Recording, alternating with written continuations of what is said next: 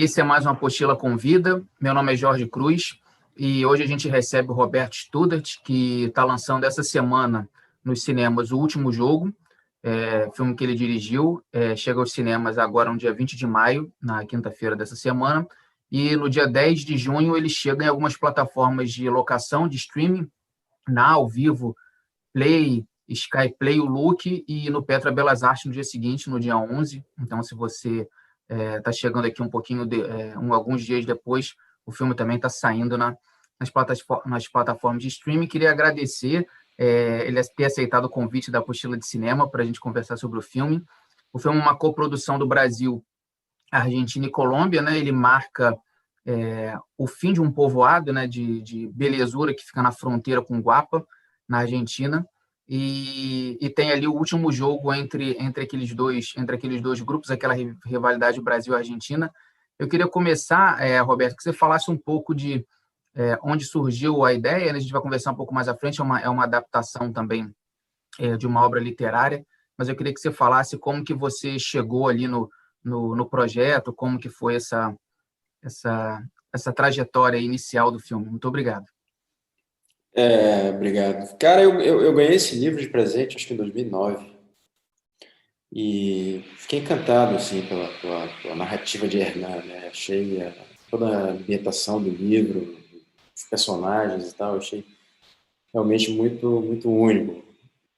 Só que eram muitos, o livro era contado, assim, em fragmentos de memória, né? E eram muitos os personagens que apareciam, e eles duravam, assim, 2, 3 páginas e sumiam.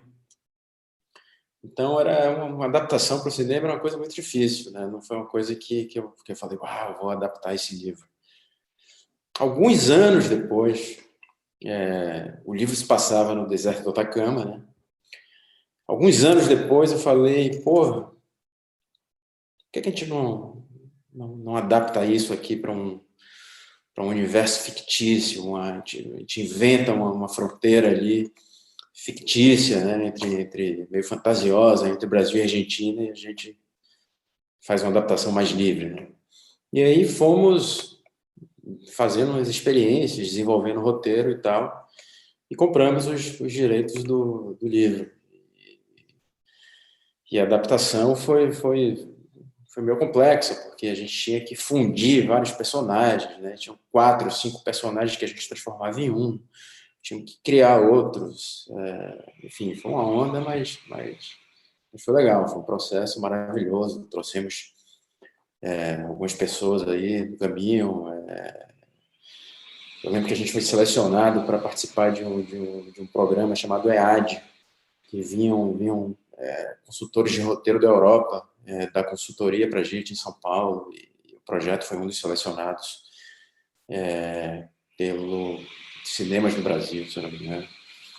Cinema no Brasil. Então foi um processo, foi longo, mas delicioso.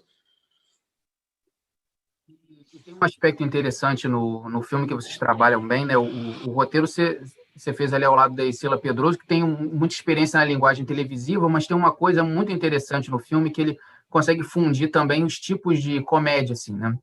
O filme ele tem essa relação Brasil e Argentina com o futebol, mas ele também tem um humor ali que fica ali entre a catimba e a malandragem, né? Ele tem ali uma comédia meio brasileira, meio portenha. E como que foi, assim, já que a obra original é num outro território, né? Ele vai mais, né? O Hernan, a comunidade de extração de sal no deserto do Atacama, então ela economicamente está muito fragilizada a ponto de sucumbir.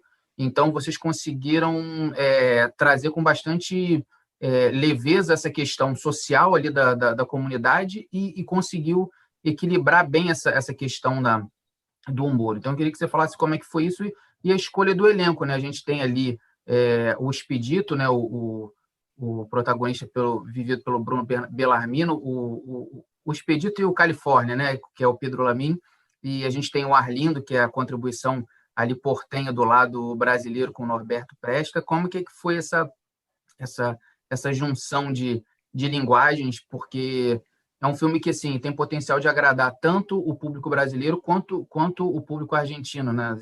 é um filme bem híbrido nesse sentido. Sim. Cara, esse era o meu primeiro roteiro de ficção, então eu trouxe a Escila também para dar uma contribuição. Eu conheci por intermédio de um amigo e tal, e a gente acabou trocando uma ideia e ela topou. E ela escreveu o primeiro tratamento do roteiro, né? São alguns, né? Até você chegar no roteiro final, ela escreveu o primeiro. E foi delicioso, trocamos várias ideias, ela trouxe umas ideias boas também. E depois desse primeiro tratamento, eu acho que ela chegou a escrever também o segundo, participar do segundo, e aí depois eu assumi e comecei a colocar um pouco da minha personalidade no filme também, assim, sabe? E essa coisa da adaptação do deserto ali para a cidadezinha brasileira foi muito legal, porque quando a gente estava escolhendo as locações e eu já tinha filmado na Serra Gaúcha um outro projeto há uns anos atrás e lembrei, né, dessa locação e fui em Santa Teresa. E aí eu comecei a visitar a cidade, eu comecei a achar aquilo super peculiar, né, aquele mundo ali único também, super pequeno. E aí eu falei, porra, será que eu poderia falar com o prefeito? E aí essas cidadezinhas são incríveis, né? Porque no mesmo dia eu já consegui falar com o prefeito. E ele me explicando que aquilo ali era a sinopse do filme, assim, era uma coisa totalmente dentro da realidade deles, né? Inclusive, há poucos anos, Santa Teresa tinha passado por isso. Uma fábrica lá ia fechar, e eles estavam desesperados porque não ia ter emprego para mais ninguém na cidade, as pessoas iam embora e tal. E eles conseguiram trazer uma outra empresa para a cidade e reverter esse problema. Então, assim, é um filme que nós construímos um ambiente meio surreal, meio fantasioso, né? Mas dentro de um contexto totalmente possível. E esse limite entre realidade e fantasia, né, é que eu acho que é o legal do filme. Assim, sabe? E como você falou, né, esse é seu primeiro longa de ficção. Você lançou 2 documentários em longas, o Pra Lá do Mundo em 2012 e o Mad Dogs em 2016. E queria que você falasse um pouco da sua trajetória prévia, né? Como que você começa a se interessar por cinema, como é que você chega na direção? É, Você é um jovem realizador, né? Pela quantidade de obras, e o Último Jogo tem uma questão de popular muito interessante, que a gente vai falar mais à frente, né? Então, é natural que as pessoas cheguem aqui também curiosas em saber como que você é, chegou, né, a sua trajetória pessoal e também de relação com o cinema Uhum. até o lançamento do filme. Cara, cinema foi sempre uma grande paixão da minha vida. E um processo até você descobrir que é isso que você quer saber da vida é longo, né? Principalmente porque eu sou da Bahia, né? Assim, naquela época, final da década de 80, começo dos anos 90, fazer cinema na Bahia não era uma coisa muito normal, né? Mas eu acabei tendo a oportunidade de estudar nos Estados Unidos, de fazer uma pós-graduação lá em cinema, depois de eu ter me formado em administração de empresas. e, e aí, quando eu voltei dos Estados Unidos, já voltei para São Paulo e comecei a trabalhar como assistente de direção. Mas a direção sempre foi o objetivo, né? E eu fui traçando a minha trajetória ali. Fui muito empreendedor também, né? Ao criar os projetos e ir para cima para tentar levantar recursos. E foi assim que eu fiz o Pra Lá do Mundo. Depois veio, naturalmente, o Mad Dogs. Depois que você faz o primeiro, a coisa anda um pouco mais fácil. Depois fiz o Mad Dogs. E o Mad Dogs foi realmente o ponto de virada, porque ele participou de vários festivais internacionais, foi comercializado em vários países, ganhou 2 prêmios, enfim. Foi um filme que realmente deu uma virada na minha carreira, até que surgiu o último jogo. E tem, né, o último jogo ele tem esse apelo popular justamente porque ele fala de futebol, né, mas o futebol ele tem uma coisa interessante, né, eu gosto de dizer que ele é tão consumido pela gente, principalmente pelos brasileiros, né, em transmissão e tudo, que ele é um esporte um pouco anti-cinematográfico, né, ele tem uma forma de assistir já muito consolidada, e ele também é um esporte de permanência, né? A gente entrevistou na semana passada o Emiliano Cunha, que está lançando o Raia 4, que é um filme que fala sobre natação, né? E é um esporte de tiro curto, né? Quer dizer, em um espaço pequeno, né? O futebol não, você fica ali naqueles 90 minutos, pode às vezes, em um lance pequeno, acontecer alguma coisa, e quando você leva isso para o cinema, né, é muito difícil, né? A gente escuta falar assim, é muito difícil você fazer essas imagens envolvendo um jogo, seja num grande estádio, seja numa pelada, você conseguir trazer essa emoção da cena, né? Então, eu queria que você falasse como que foi, né, o início do filme, né, os primeiros ali quase 10 minutos, o filme inicia numa longa partida, assim, uma cena muito bem executada, né? A gente tem o diretor de fotografia, o Michel Gomes, que com certeza contribuiu bastante para essa formatação. Eu queria que você falasse sobre essas dificuldades dessa construção de imagens envolvendo o jogo, né? Porque é um elemento de conexão que para o público brasileiro se faz necessário. O filme consegue bem trazer essa emoção de uma partida de futebol ali. Cara, eu acho que o futebol ele é o que é, porque ele é movido totalmente por paixão, né? O futebol, o movimento, a energia, que ela é irracional, ela é paixão pura, né? Emoção pura. E é muito difícil você levar uma coisa dessas para o cinema, certo? Então eu concordo completamente com a sua observação. Exatamente por isso que quando a gente estava fazendo a pesquisa para o filme, eu falei, cara, a gente não pode fazer isso. A gente tem que buscar referência em outra coisa, cara, e trazer isso para o futebol, e criar um futebol que não existe. Então, eu fui buscar referências para esse filme no futebol americano. Eu fui buscar na NBA, sabe? Aquela marra, os jogadores sempre falando um na cara do outro, e discutindo, e se pegando, e se empurrando, e dando trombada. Então, eu acho que a grande diferença esse é o grande diferencial das cenas de futebol do nosso filme, né? Você está ali, é uma coisa totalmente meio fora da realidade aquilo ali, né? E como a cena inicial do filme era uma partida de futebol, eu queria dar uma mensagem ali e dizer, porra, nesse filme tudo pode acontecer, entendeu? Depois que as pessoas assistirem essa partida aqui, elas vão entender que tudo pode acontecer nesse filme. E eu acho que a gente foi muito bem sucedido nisso, cara, porque a primeira partida dá aquela porrada, né? Ela é intensa, ela não para porra, a fotografia do Michel também contribui. Eu e o Michel, a gente tem uma intimidade profissional muito grande, porque o Michel ele é um super parceiro. Ele fez todos os meus filmes, inclusive meus comerciais também, enfim. Então, a gente já tem uma sintonia muito grande e ele já sabe como eu trabalho, eu já sei como ele trabalha. E nesse sentido, eu acho que foi muito bom. E uma coisa que a gente trouxe, que é muito forte do documentário, porque quando a gente faz um documentário, a gente não tem total controle do que acontece, né? Porque o documentário é a vida real, né? É diferente da ficção, que você tem ali um roteiro, você faz o que você quiser. Então, eu acho que isso foi uma coisa que ajudou muito quando a gente estava fazendo o último jogo, essa habilidade de fazer escolhas rápidas e ter que se adaptar rapidamente a alguma adversidade, a algum imprevisto que, porventura, sempre acontece nas filmagens, especialmente quando a filmagem não tem aquela super verba, né?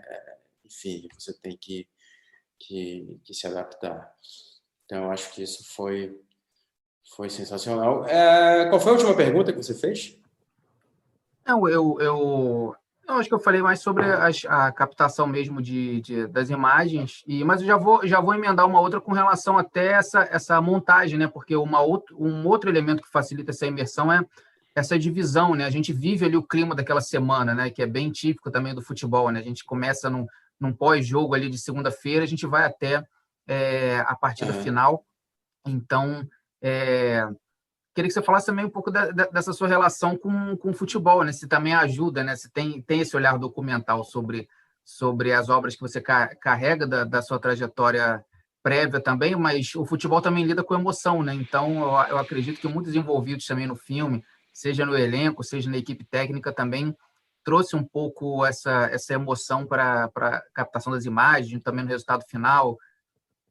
Sim, cara. Cara, total. Porque nós, não sei se eu já comentei isso em alguma resposta anterior, mas nós fomos fazer esse filme na Serra Gaúcha e a gente acabou descobrindo que essas cidadezinhas que a gente filmou, elas giram em torno de um campeonato de várzea que tem lá. Então, as pessoas são completamente fanáticas. Os campos que a gente, que a gente tinha lá para fazer a filmagem do filme eram incríveis. Assim, você nunca imaginaria que numa cidadezinha de, sei lá, 1.500 pessoas, 2.000 pessoas, tinha um campo com aquele gramado, com aquela qualidade. Então, assim, a gente trouxe os jogadores dos times de várzea locais para fazer a figuração do filme. Eles nunca tinham visto uma câmera de cinema na vida. Assim, então porra, aquilo ali foi um momento único na vida deles. Eles se integraram de uma forma maravilhosa com a gente. Fizeram tudo, deram a alma pelo filme, cara. E assim, porra, o resultado final das partidas de futebol tem muito a ver com essa entrega deles, sabe?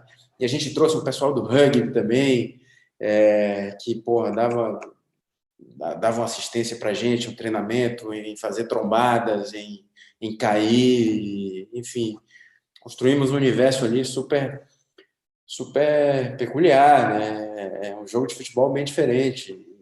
E eu acho que a gente trouxe essa emoção daí, cara. A gente trouxe gente de verdade para fazer as cenas. Os próprios atores do filme, tanto o Bruno Bellarmino quanto o Pedro Lamy, já jogaram muito futebol, já foram de times, já jogaram em júnior de times profissionais, enfim, eram pessoas que tinham muita intimidade com a bola também. Isso ajudou bastante.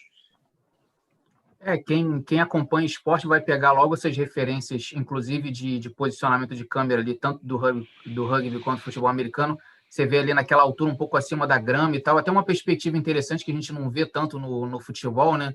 É, Que também tira essa sensação de que o futebol é menos duro, ele é quase tão duro quanto esses outros esportes de campo, sim, né? Mas sim, sim, a distância com que a gente está acostumado a ver a partida tira um sim. pouco essa ideia, né? Quando a gente conversa com algum atleta profissional que já jogou, a gente fala o quão duro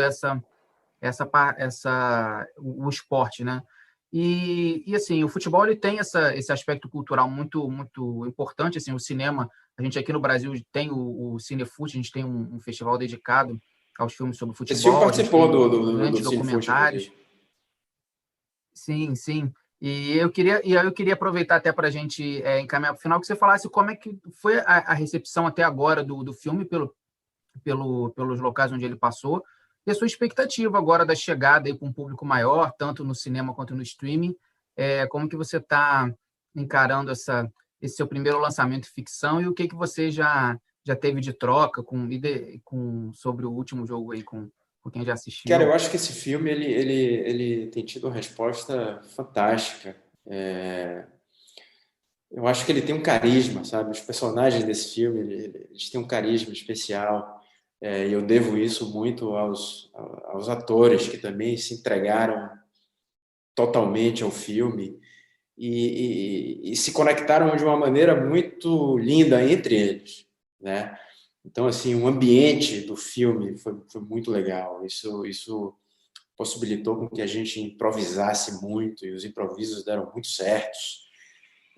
Então, eu acho que o ponto forte do filme no sentido de se conectar com o público, é esse carisma também dos personagens, sabe? Eu acho que pessoas se conectam com pessoas, né? Então, tem todo um ambiente legal, tem os jogos de futebol que são legais, que são diferentes, mas no final eu acho que a gente se conecta com os personagens do filme. Eu acho que os atores foram muito felizes, assim, eu fiquei extremamente feliz com o elenco, e a resposta realmente tem sido maravilhosa, tem sido, não posso falar nada. Espero que continue assim. Roberto, queria agradecer a sua presença aqui no Apostila de Cinema. Queria que você deixasse um recado final aí para quem vai assistir o último jogo, algo que as minhas perguntas não alcançaram. E muito obrigado. Assim, a gente deseja sucesso ao filme, né? Tem um texto já lá na Apostila de Cinema que a Roberta fez sobre o último jogo. E a gente vai lançar aí a entrevista tanto em vídeo quanto em podcast para ficar registrado aí sempre que alguém assistir o filme, quiser saber mais, pode ouvir, assistir. Queria que você deixasse aí uma mensagem final para quem está assistindo. Eu acho que vão assistir o filme, troquem uma ideia com o filme, né? E procurem ver as nuances do filme e se divirtam, acima de tudo, se divirtam. É um filmaço que, assim, estamos muito, muito, muito felizes finalmente com o seu lançamento. Isso, e lembrando que agora, no dia 20 de maio, o filme chega nas salas de cinema e no dia 10 de junho, as principais plataformas de locação de streaming, Now, Vivo, Play, Sky, Play, Look e o Petra Belas Artes. E em breve, a gente espera, em pouco tempo, nas plataformas por assinatura, em algum player aí do mercado, que vale muito a pena. O último jogo tem um apelo popular forte, uma história divertida, de encontros também, de comunidades, choques ali culturais interessantes, e fala também sobre uma comunidade que também tem certo aspecto ali econômico interessante, que a gente gosta de trabalhar também na apostila, discutindo a sociedade através do cinema. Então, é um filme assim, que diverte e também faz a gente refletir também sobre certas questões ali de fronteira muito legais. Então, queria agradecer. Esse foi o Roberto Studart, em mais uma apostila com vida. Muito obrigado, até a próxima.